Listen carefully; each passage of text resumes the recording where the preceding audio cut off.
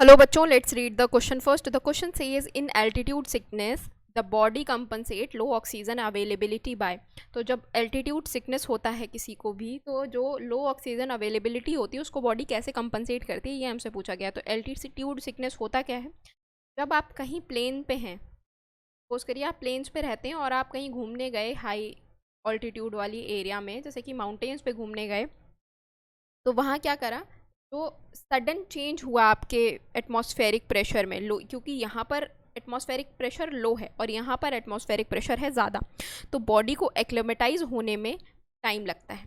तो जब एक्लेमेटाइज हो रही होती है बॉडी, तो आपको क्या फील होता है? एल्टीट्यूड सिकनेस फील होती है. अब उस एल्टीट्यूड सिकनेस में आपको क्या फील होता है? नॉजिया फील होता है, फटीग फील होता है, हार्ट पल्पिटेशन फील होते हैं. अब ये सारी चीज़ें बॉडी क्यों कर रही है? ताकि वो आपको एडजस्ट करा सके ये जो लो ऑक्सीजन है उसके साथ.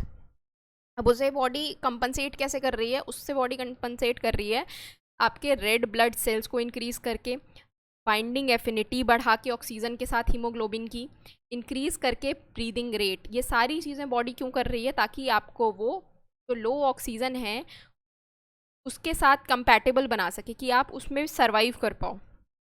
अब इंक्रीज़ कर देती है रेड ब्लड सेल. तो इसका एक बहुत अच्छा एग्जांपल, अगर आप किसी भी पहाड़ी लोगों को देखोगे तो वहाँ पर उनके उनके जो ब्लड में उनका जो ब्लड काउंट होता है वो नॉर्मल लैंड के लोगों से ज़्यादा होता है. तो उनके गाल जो है ना वो हमेशा लाल लाल दिखते हैं बेसिकली. तो अब वो ऐसा क्यों है? वहाँ पर अगर रेड ब्लड सेल्स ज़्यादा होंगे तो वो ज़्यादा ऑक्सीजन कैरी कर पाएंगे, ठीक है ना, ज़्यादा अमाउंट ऑफ ऑक्सीजन कैरी कर पाएंगे.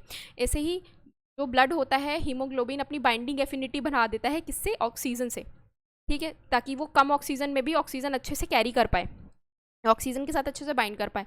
और ब्रीदिंग रेट भी बढ़ जाता है. तो ये सारी चीज़ें किस लिए हो रही हैं? ताकि आपकी बॉडी कंपनसेट कर पाए किसमें? लो ऑक्सीजन अवेलेबिलिटी में. तो ऑल ऑफ दीज इसका राइट आंसर हो जाएगा बच्चों. करेक्ट आंसर क्या है? ऑप्शन नंबर डी है इसका राइट आंसर. होप आप लोगों को ये सोल्यूशन समझ में आया हो. Thank you, all the best.